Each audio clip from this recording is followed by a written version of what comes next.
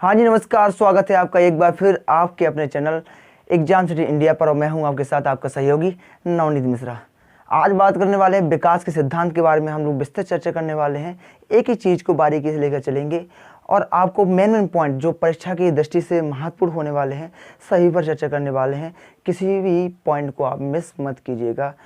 तो सभी का स्वागत है एक बार फिर और सभी लोग जुड़ जाइए जो भी नहीं आ पाए हैं। आज क्लास वैसे भी लेट हो चुकी है किन्हीं कारणों तो फिर भी क्लास मिस नहीं करेंगे। पर डे क्लास होगी आपकी 9 PM और डेली आप यहाँ मिल सकते हैं, जुड़ सकते हैं और चीज़ें अच्छी लगें, सीख सकते हैं। यहाँ पर बेहतर करेंगे साथ में मिलकर के।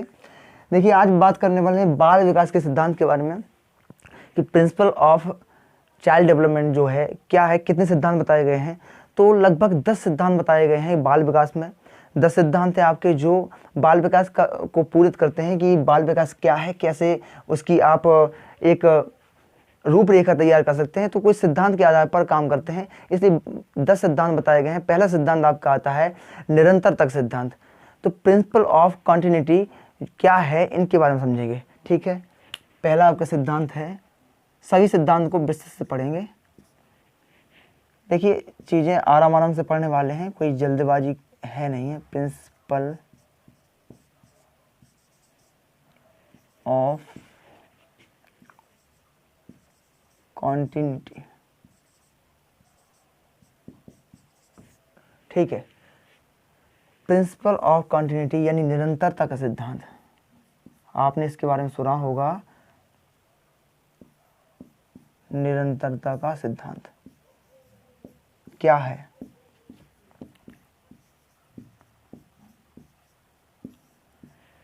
तो निरंतरता का क्या सिद्धांत है, इसके बारे में चर्चा कर रहे हैं।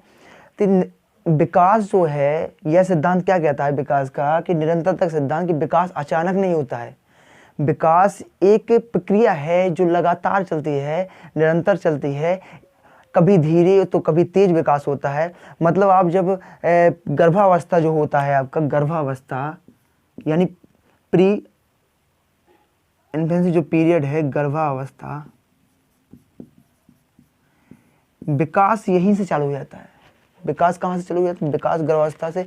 शिशु का जो निर्माण है, चाहे उसकी मस्तिष्क का विकास हो, चाहे उसके हाथ पैरों का विकास हो, जो भी विकास है वहीं से चालू हो जाता है। हाथ पैरों का बनना, मस्तिष्क का बनना, सिर का बनना, धड़ का बनना, ये सब गर्भावस्था से होता है। तो गर्भावस्था से लेकर के विकास चालू हो जाता है, स्टार्ट हो जाता है आपका यहाँ से। और यह जीवन यानी बॉम्ब, गर्भावस्था यानी बॉम्ब टू टॉम्ब, टूम्ब। तो मैंने आपको पहले ही बताया कि विकास जो है बॉम्ब टू टूम्ब चलता है और कि गर्भावस्था से आप विकास चालू हो जाएगा। उसके बाद जब तक आप जीवन की अंतिम स्थिति तक नहीं पहुंच जाते हैं तब तक विकास चालू होगा।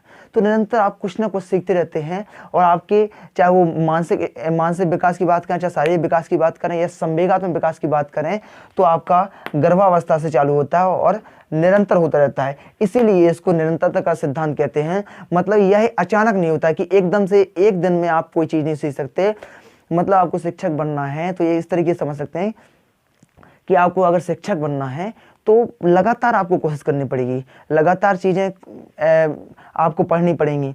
एक दिन में नहीं है कि आप एक दिन में साइकोलॉजी पढ़ लें, एक दिन में हिंदी पढ़ लें, ऐसा नहीं कर सकते हैं। आप उन लोगों से पीछे हो जाएंगे और वो लोग आगे निकल जाएंगे जो निरंतर पढ़ते हैं। तो निरंतर विकास का सिद्धांत जो कहता है कि निरंतर चीज़ें करनी पड़ती हैं, कॉन्टिन्यूटी रखनी पड़ती है, उसी के बाद ही विकास आपका परमानेंट हो जाता है। तो यह सिद्धांत एक हुआ आपका। दूसरे सिद्धांत की बात करें, आप इसको जो भी है लिख सकते हैं, नोट डाउन कर सकते हैं। दूसरे सिद्धांत की बात करें तो प्रिंसिपल ऑफ डायरेक्शन। दूसरा सिद्धांत है आपका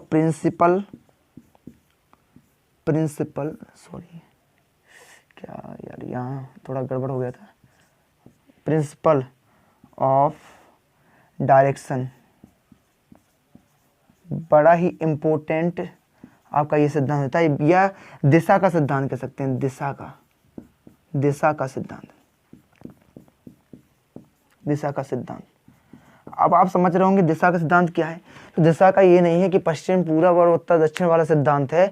यह सिद्धांत आपके इस जीवन से या बालकों के जीवन से जुड़ा हुआ सिद्धांत है कि बालक का जो विकास है वह किस दिशा में होगा, यह आप बता सकते हैं। कि प्रिंसिपल ऑफ दिशा का सिद्धांत कहता है यह दो प्रकार से होता है। मैं आपको यहाँ लिख के बता सकता हूँ कि प्रिंसिपल ऑफ दो प्रकार होता है। एक होता है सेफेलोकॉर्डल, सेफेलोकॉर्डल,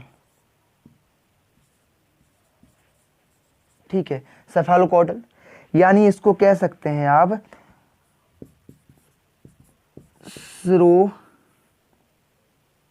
स्रोत पदोन्मुखी,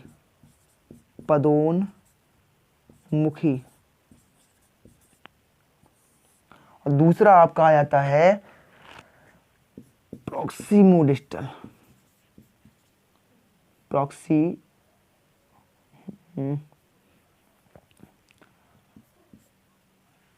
सेकेंड, दूसरा आपका हो जाता है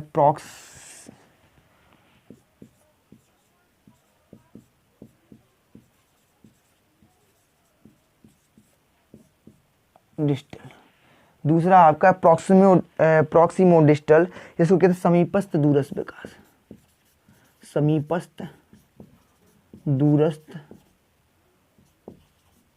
विकास का सिद्धांत, विकास का सिद्धांत। मुझे लगता है दिख रहा होगा, नहीं तो आप लिख लीजिए फ्रेम से, अगर कहीं बाहर तो नहीं होगा। कि समीपस्थ दूरस्थ विकास सिद्धांत, दो प्रकार के सिद्धांत होते हैं प्रिंसिपल ऑफ डायरेक्शन के अंदर। कि एक स्रोत पदोन्मुखी जिसको सेफेलोकॉर्डल कहते हैं, और दूसरा आकर प्रॉक्सिमोडिस्टल, इसको समीपस्थ दूरस्थ विकास का सिद्धांत कहते हैं। यह क्या है, आप दोनों को समझ सकते हैं कि जो स्रोत पदोन्मुखी है यानी सेफेलोकॉर्डल जिसको कहते हैं, स्रोत पदोन्मुखी आप कह सकते हैं कि स्रोत यानी सिरा यानी सिर, और दूसरा पद यानी पैर, जो सिर से पैर की ओर विकास होता है, सिर से ऊपर से नीचे की ओर, ये लंबवत इसको कह सकते हैं आप लॉन्गिट्यूडनल, इसको सिद्धांत भी कहते हैं, लंबवत विकास का सिद्धांत, ठीक है, लंबवत विकास का सिद्धांत, ठीक है। आप इसको भी नोट कर सकते हैं कि यह ऊपर से नीचे की ओर होता है, सिर से पैर की ओर होता है, इसलिए इसको स्रोत पदोन्मुखी सिद्धांत कहते हैं। मतलब पहले आपके मस्तिष्क का विकास होगा, फिर उसके बाद बाजुओं का विकास होगा, धीरे धीरे धड़ का विकास होगा, सीधे नीचे पैर का विकास होगा, इसलिए इसको स्रोत पदोन्मुखी विकास कहते हैं। दूसरा आता है आपका समीपस्थ दूरस्थ विकास का सिद्धांत, इसको यानी प्रॉक्सिमोडिस्टल जिसको कहते हैं। मतलब यह है कि केंद्र से बाहर की ओर, यह क्या होता है, केंद्र से बाहर की ओर, जो आपका विकास है केंद्र से बाहर की ओर होता है, केंद्र से बाहर की ओर। केंद्र से बाहर की ओर का क्या मतलब है, मतलब आपका पहले केंद्र यानी हृदय का विकास होगा, उसके बाद पसलियों का विकास होगा, फिर धीरे धीरे करके बाजुओं का विकास होगा, फिर उसके बाद धीरे धीरे करके आपका छोटी छोटी मांसपेशियां जो होती हैं, पसलियां होती हैं, हड्डियां होती हैं, इनका विकास होगा। मतलब आपकी ग्रॉस टू फाइन आप कह सकते हैं, जो आपने पहले पढ़ा था कि ग्रॉस मसल्स होती हैं, उनका विकास होगा, उनका डेवलप होगा। उसके बाद फिर फाइन मोटर्स जो होती हैं उनका डेवलपमेंट होगा यहाँ पर, इसीलिए इसको समीपस्थ दूरस्थ विकास कहते हैं। मतलब पहले समीप की चीज़ें बढ़ेंगी यानी केंद्र की चीज़ें बढ़ेंगी, उसके बाद दूर का विकास होगा, इसलिए इसको समीपस्थ दूरस्थ विकास कहते हैं। इतनी चीज़ें क्लियर होगी। दिशा के सिद्धांत में दो चीज़ें होंगी, दो सिद्धांत आपके क्लियर हो गए, आप इनका स्क्रीनशॉट ले सकते हैं। उसके बाद नेक्स्ट सिद्धांत पढ़ेंगे अपन।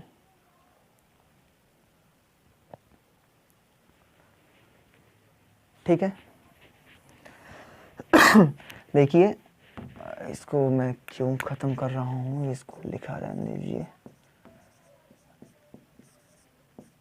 आज क्लास थोड़ा लेट हो गई, उसके लिए आप लोग थोड़ा मैनेज करिए।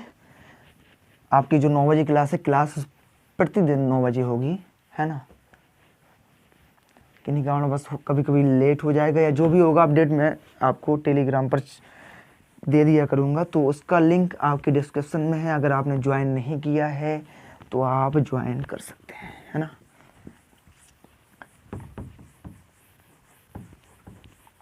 देखिए नेक्स्ट सिद्धांत देखते हैं क्या है आपका। तीसरा सिद्धांत होता है आपका समान प्रतिमान का सिद्धांत। समान प्रतिमान का सिद्धांत, या कह सकते हैं आप समान प्रतिमान के सिद्धांत को क्या कहेंगे, प्रिंसिपल ऑफ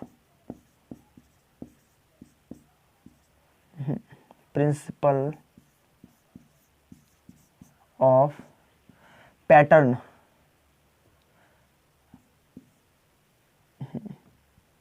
एक सेकेंड,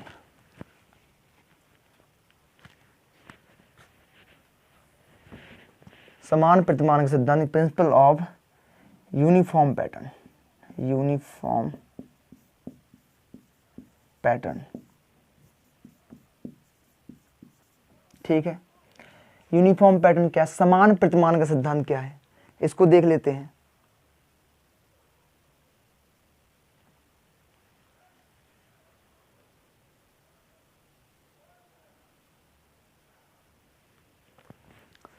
यह क्या है, समान प्रतिमान का सिद्धांत क्या कहता है कि इसको निश्चित अनुक्रम या क्रम का सिद्धांत भी कहते हैं। निश्चित अनुक्रम, क्या कह सकते हैं, निश्चित अनुक्रम।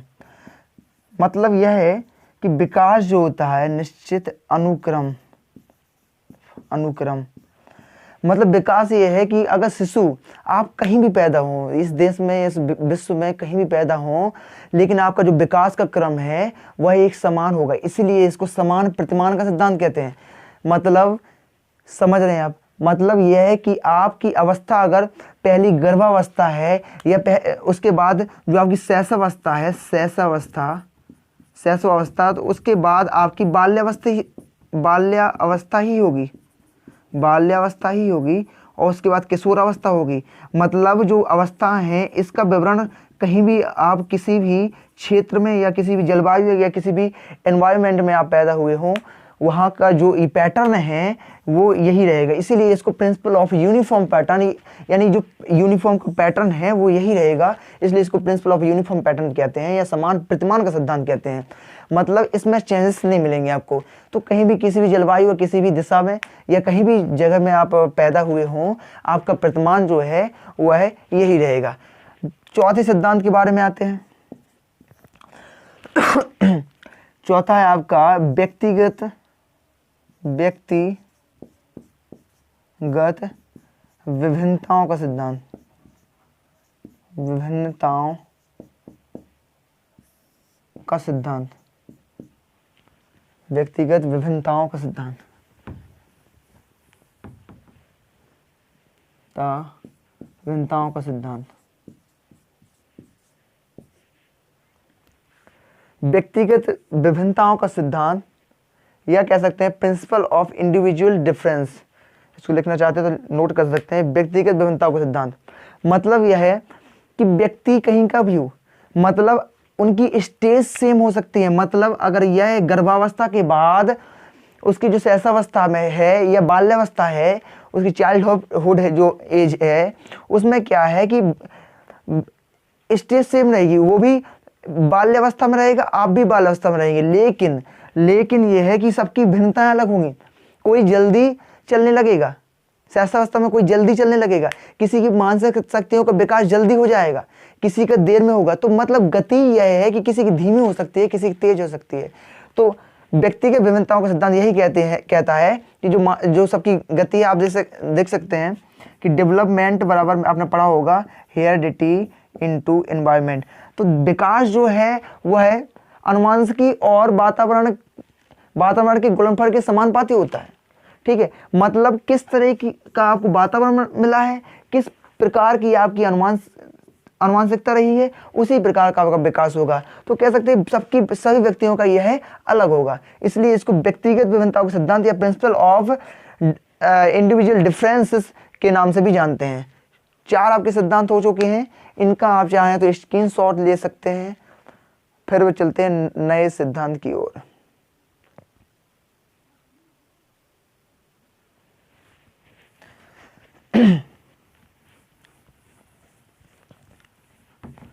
सेशन को अगर लाइक शेयर ना किया हो तो कर दीजिए, और आपको चीज़ें समझ में आ रही हो तो थंब करके आप जवाब दे सकते हैं, है ना। थोड़ा मुझे भी समझ में आ जाता है कि आप लोग हाँ क्लास देख रहे हैं या क्लास को लाइक कर पा रहे हैं, ये चीज़ें आपको समझ में आ रही हैं। तो आप एक थंब के माध्यम से बता सकते हैं, कमेंट सेक्शन में आप जवाब दीजिए, है ना। बिल्कुल। देखिए जो भी देख रहे हैं आप जवाब देख सकते हैं। पांचवा सिद्धांत क्या है? पांचवा सिद्धांत क्या है आपका?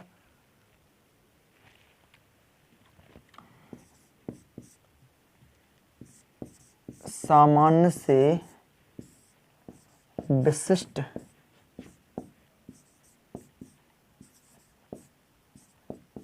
विशिष्ट क्रिया का सिद्धांत।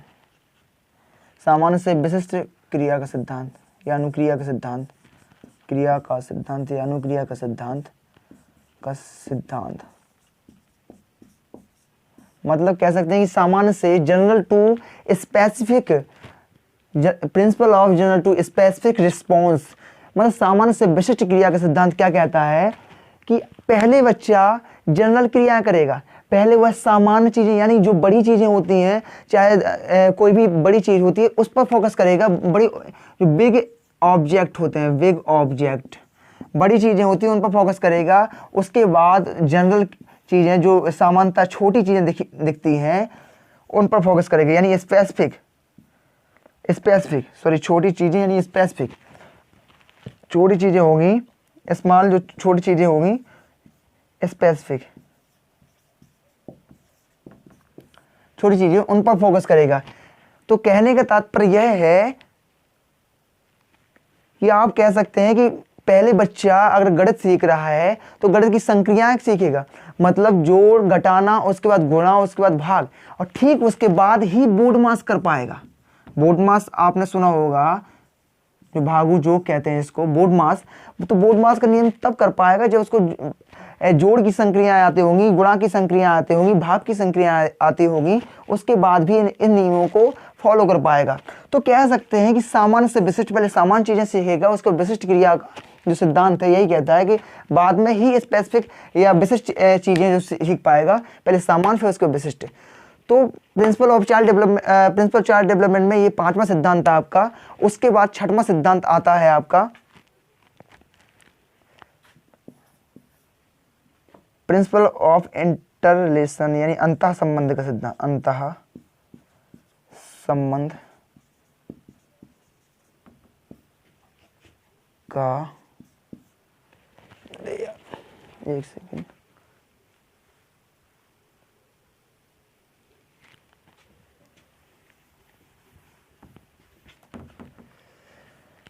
अंतः संबंध का सिद्धांत, अंतः संबंध का सिद्धांत आज मुझे लगता है क्लियर दिख रहा होगा। अंतः संबंध का सिद्धांत या प्रिंसिपल ऑफ इंटररिलेशनशिप कह सकते हैं कि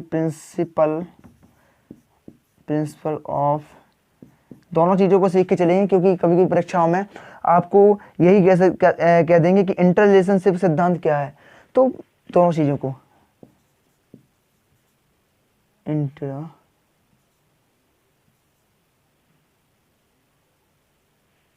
एक सेकेंड काम ना करता।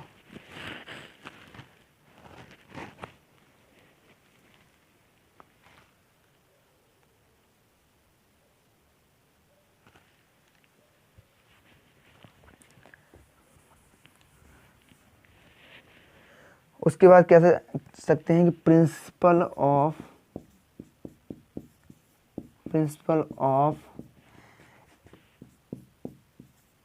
इंटर रिलेशनशिप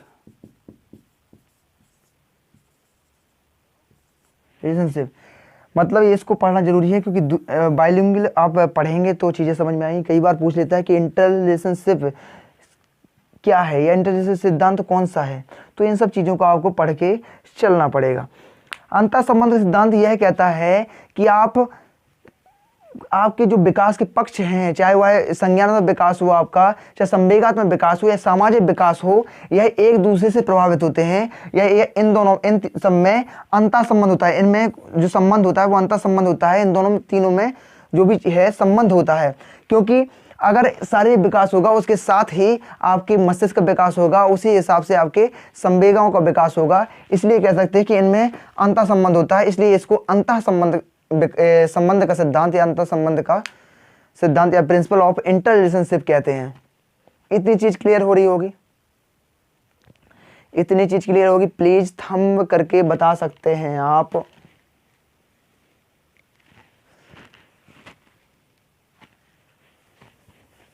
आपका रिस्पॉन्स मिलता रहे तो बेहतर है ना। बाकी मैं अपना काम तो कर ही रहा हूँ और चीज़ें समझ में कोशिश करूँगा कि आपको बेहतर समझ में आ पाए, है ना। तो नेक्स्ट सिद्धांत आता है आपका 7, ठीक है, एकीकरण का सिद्धांत। एकीकरण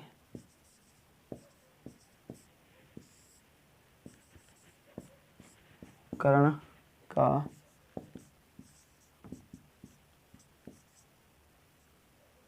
सिद्धांत, यानी प्रिंसिपल ऑफ इंटीग्रेशन क्या है? प्रिंसिपल ऑफ इंटीग्रेशन, एकीकरण का सिद्धांत क्या है आपका? एकीकरण का सिद्धांत समझते हैं। एकीकरण का सिद्धांत यह कहता है कि अगर कोई काम आप इतना इस हिसाब से करते हैं कि आपकी मस्तिष्क की क्रियाएं, आपकी मानसिक क्रियाएं, आपकी शारीरिक क्रियाएं सभी उसमें एक साथ काम करती हैं। जैसे आप कंप्यूटर चला रहे हैं तो आपकी हाथ भी चलेंगे, आपका माइंड भी चलेगा, ठीक है। तो सभी क्रियाएं जब एक साथ चलती हैं, एक साथ काम करते हैं आपके शरीर के अन्य भाग, तो एकीकरण का सिद्धांत कहलाता है। एक प्रकार समझ सकते हैं कि अगर आप इनमें कह सकते हैं कि आपके हाथ और पैर दोनों एक साथ चल रहे हैं तो भी एकीकरण का सिद्धांत कहलाएगा। मतलब अगर आप साइकिल चला रहे हैं, ठीक, साइकिलिंग कर रहे हैं, साइकिलिंग कर रहे हैं, तो भी आप देखेंगे कि आपकी हाथ भी चल रहे हैं, यानी ब्रेकों का यूज कर रहे हैं आप, उसके बाद पैर भी चला रहे हैं क्योंकि पैडल जो आपको चलाना है। तो कह सकते हैं जहां पर हाथ और पैर दोनों का यूज होता है वहां पर एकीकरण का सिद्धांत आपका लागू होता है। इतनी चीज आपको क्लियर हो रही होगी, इतनी चीज क्लियर है, ठीक है, इतनी चीज क्लियर है।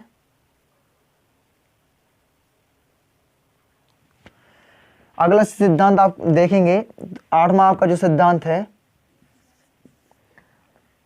पूर्वानुमान का सिद्धांत। पूर्वानुमान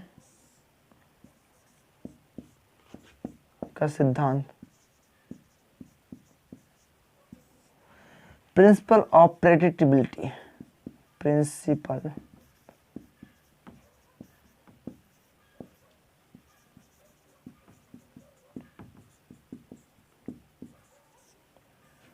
प्रिंसिपल ऑफ प्रेडिक्टेबिलिटी क्या कहता है? प्रेडिक्टेबिलिटी,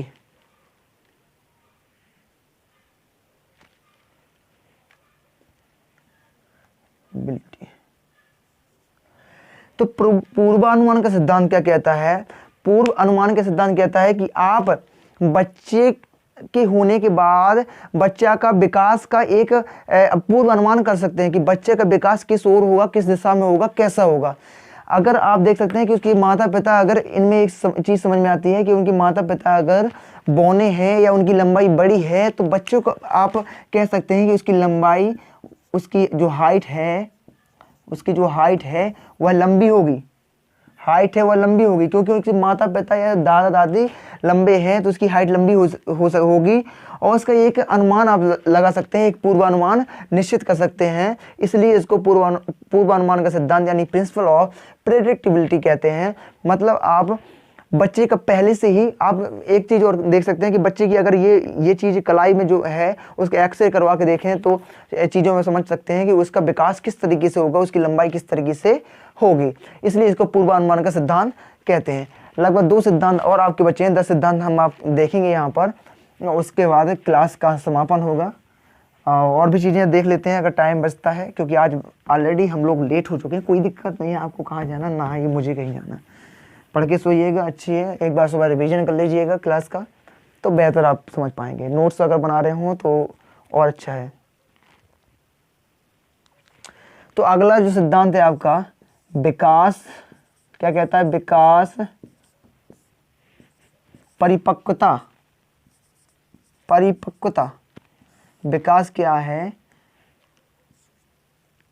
परिपक्वता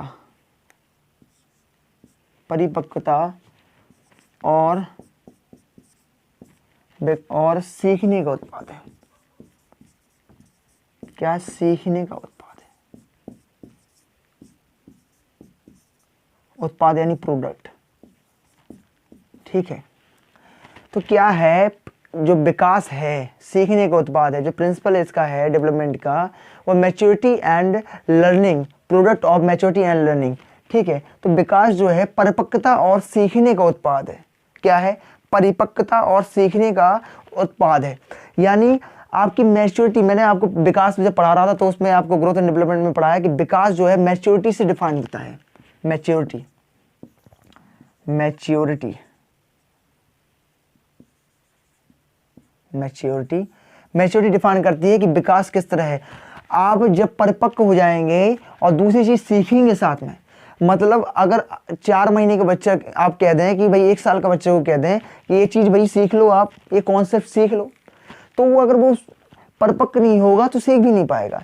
तो दोनों चीज़ रिलेट करके चलती हैं, दोनों चीज़ काम करती हैं एक साथ। अगर मैच्योरिटी आपकी सही है, मैच्योर हो गए हैं, मैच्योरिटी परिपक्वता आ गई है आपकी विकास में, तो सीखेंगे, उन दोनों का उत्पाद विकास है। परिपक्वता और सीखने का उत्पाद विकास है। मैच्योरिटी के साथ साथ आपको सीखना ही पड़ेगा। ऐसा नहीं है कि आप मैच्योर हो चुके हैं और सीखेंगे नहीं फिर भी आपका विकास हो जाएगा, तो भी नहीं होगा। उसके लिए आपको सीखना भी पड़ेगा, लर्निंग भी करनी पड़ेगी, तभी आपका विकास होगा। तो विकास, परिपक्वता और सीखने का उत्पादन आपका नवा जो सिद्धांत है इस प्रकार की व्याख्या करता है। उसके बाद दूसरा जो सिद्धांत है, 10वां सिद्धांत देख लेते हैं। 10वां सिद्धांत क्या कहता है कि सर्पिल बनाम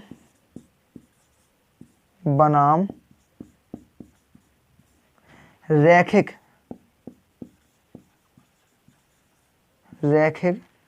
सर्पिल बनाम रैखिक विकास का सिद्धांत बड़ी इंपॉर्टेंट है। इनमें से कभी 1-2 क्वेश्चन पूछते जाता है हमेशा, सर्पिल बनाम रैखिक विकास का सिद्धांत। तो इसको पढ़ के जाइएगा और इसको चीज़ें, विकास सिद्धांत में बहुत ही इंपॉर्टेंट ये चीज़ें हैं, ठीक है।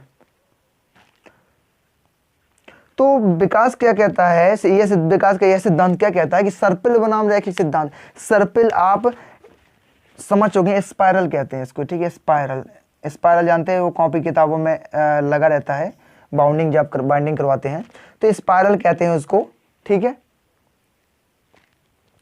तो इसको स्पाइरल वर्सेस लाइनर कहते हैं, रैखिक यानी लाइनर। तो कह सकते हैं कि विकास जो है वह एक सीधी रेखा में ना होकर स्पाइरल होता है। आपने पढ़ा होगा कि विकास जो है सीधी रेखा में ना होकर कुछ इस तरह से होता है, कुछ इस तरह से, ठीक है। मतलब स्पाइरल पहले कम, धीमा, फिर उसका फिर ज़्यादा, फिर धीमा, फिर ज़्यादा, फिर धीमा। मतलब विकास का वही नहीं है।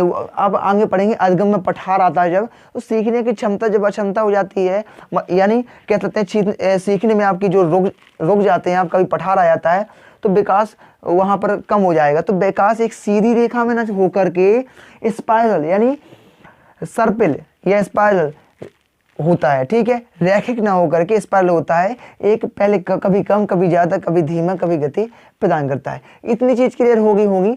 10 सिद्धांत आपके ये थे। सर्पिल को आप वर्तुलाकार भी कह सकते हैं, वर्तुलाकार वही है, स्पाइरल, सर्पिल, वर्तुलाकार, ठीक है। वर्तुलाकार भी कहते हैं, वर्तुलाकार सिद्धांत भी कहते हैं, वर्तुलाकार बनाम रैखिक सिद्धांत। तो इतनी चीज़ें हैं, 10 सिद्धांत हैं। आई होप आपको वीडियो पसंद आई होगी और ये सिद्धांत पसंद आए होंगे, जो चीज़ें समझ में आई होगी।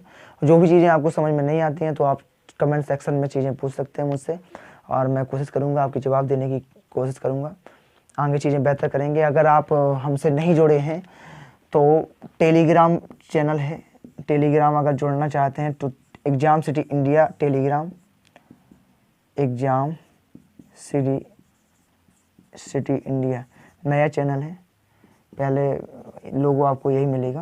पहले वो चैनल काफ़ी टाइम से यूज ना करने की वजह से ब्लॉक हो गया था, या कैसे रजिस्ट्रेट हो गया था। उसके बाद दूसरा चैनल बनाया। तो टेलीग्राम पर ज्वाइन हो सकते हैं, डिस्क्रिप्शन में आपको लिंक मिल जाएगी। सब्सक्राइब कर दें, अगर आप अच्छा कुछ लग रहा है तो सब्सक्राइब कर सकते हैं। देखिए यहाँ से कुछ ना कुछ आप सीख कर जाएंगे और बेहतर सीखेंगे, साथ में मिलकर सीखेंगे, चीज़ें अच्छी करेंगे। लाइक शेयर, आपका सेशन पसंद आया तो लाइक शेयर कर सकते हैं दोस्तों के साथ। फिर मिलते हैं नई वीडियो के साथ, और 9 बजे ही आपकी क्लास रहेगी, पर डे लाइव रहेंगे आप 9 बजे आप आ सकते हैं live on 9 PM on exam city India की यूट्यूब चैनल पर, और स्वागत है बहुत बहुत। फिर धन्यवाद करता हूँ एक बार फिर मिलता हूँ नई वीडियो के साथ। तब तक के लिए जय हिंद, जय भारत।